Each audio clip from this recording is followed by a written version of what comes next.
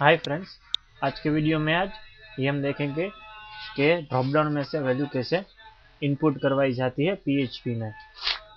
कल की तरह पहले फॉर्म मेथड, आज हम सिलेक्ट करेंगे गेट। एक्शन नहीं लिख रहे, जैसे मैंने कल बताया था कि जिस पेज में आप फॉर्म बनाते हैं, सबमिट करते हैं, उसके अलावा किसी और पेज में आपको उस वैल्यू को यूज़ करना है सर्वर के पेज में, तो एक्शन लिखना ज़रूरी है।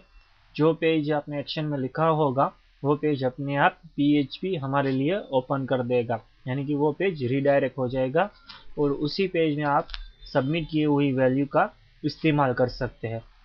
तो आज एक्शन नहीं लिख रहे, जो पीएचपी की वैल्यू सबमिट होगी उसका इस्तेमाल हम इसी पेज में करेंगे।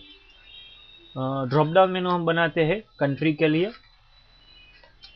सिलेक्ट टैग, नेम जो लिखेंगे वो सिलेक्ट टैग में लिखेंगे। नेम लिखना ज़रूरी है हमारे लिए। ऑप्शंस,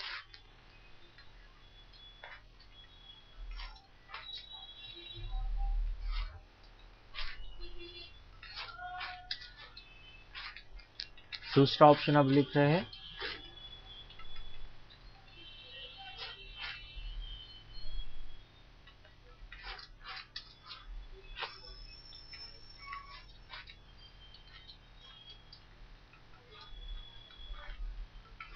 अभी के लिए सिर्फ 3 ही लिख रहे हैं।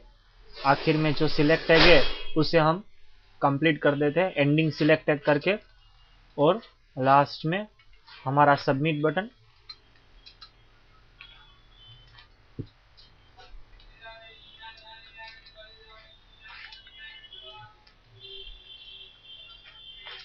और फॉर्म टैग का क्लोजिंग टैग सेव करके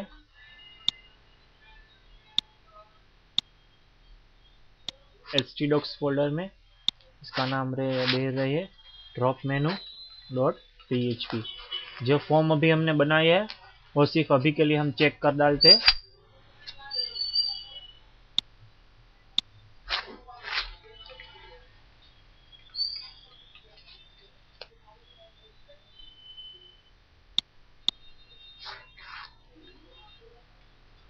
बीच में ये बताना चाहूँगा कि जब भी आप कोई भी प्रोग्राम पीएचपी में ट्राई कर रहे हैं, अगर आपको एरर मैसेज आए ऑब्जेक्ट नॉट फाउंड, तो हमेशा जो कॉमन मिस्टेक्स होती है वो क्या होती है।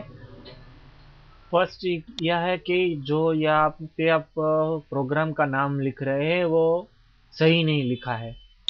दूसरी मिस्टेक जो होती है कि अगर आपने ये प्रोग्राम किसी सब फोल्डर में सेव किया है, htdocs के अंदर एक php नाम का फोल्डर बनाया है और उसके अंदर आपने ये प्रोग्राम सेव किया है और यहाँ पे वो फोल्डर का नाम आप नहीं लिख रहे, तभी ये एरर आती है।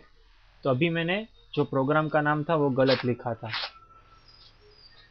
ये हमारा ड्रॉप डाउन मेनू तीन कंट्री के लिए हो गया है।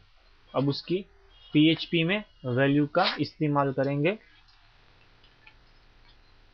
इको हर बार की तरह $_ पोस्ट नहीं होगा, क्योंकि आज हमने मेथड यूज की है $_ तो आज हम लिखेंगे $_ ब्रैकेट में सी कहाँ से आया, जो पहले के वीडियो में मैंने बताया था। जो नेम आपने यहाँ पे लिखा है वो यहाँ पे आपको लिखना होता है। प्रोग्राम रिफ्रेश करेंगे, श्रीलंका सिलेक्ट करेंगे, सेंड पे क्लिक करूंगा तो यहाँ पे श्रीलंका आ गया। जो भी यहाँ पे आपने सिलेक्ट किया है वो यहाँ पे एज अ वैल्यू पीएचपी में सेंड होगी। अगर ध्यान से देखें तो रेडियो बटन में ऐसा बताया था कि डिफ़ॉल्ट वैल्यू जो होती है ऑन होती है। अगर 2 रेडियो बटन है तो दोनों में वैल्यू देनी ज़रूरी होती है, तभी हमें मालूम पड़ता है कौन सा रेडियो बटन हमने सिलेक्ट किया है। चेकबॉक्स में मैंने ये बताया था कि उसमें डिफ़ॉल्ट वैल्यू ऑन स्टोर होती है, पर जो नेम होते हैं सभी चेकबॉक्सेस के वो यूनिक होनी चाहिए, सेम नहीं होने चाहिए। पहले का नाम अलग होना चाहिए, दूसरे का नाम अलग होना चाहिए, तीसरे का भी नाम कुछ और ही होना चाहिए। ड्रॉप डाउन में क्या होता है कि जो ऑप्शन के बीच में आप लिखते हैं जो कुछ भी वो डिफ़ॉल्ट वैल्यू हो जाती है, नहीं कि ऑन जो रेडियो बटन और चेकबॉक्स में होता है। यहाँ पे नेपाल लिखा है, तो जब हम फॉर्म को सबमिट करेंगे तो सी की डिफ़ॉल्ट वैल्यू जो सेंड होगी वो क्या होगी, नेपाल, क्योंकि हमने नेपाल सिलेक्ट किया है। श्रीलंका सिलेक्ट किया होगा या इंडिया सिलेक्ट किया होगा तो सी में सेंड हो जाएगा इंडिया। उसमें वैल्यू देनी कंपलसरी नहीं होती रेडियो बटन की तरह। अगर इंडिया के अलावा अगर हमें कोई और वैल्यू सेंड करनी है, फॉर एग्जांपल उसका हमें एक यूनिक आईडी सेंड करना है, तो आप वैल्यू ऐसे लिख सकते हैं सभी इंडिविजुअल और वैल्यू में। सॉरी, यहाँ पे आएगा 2।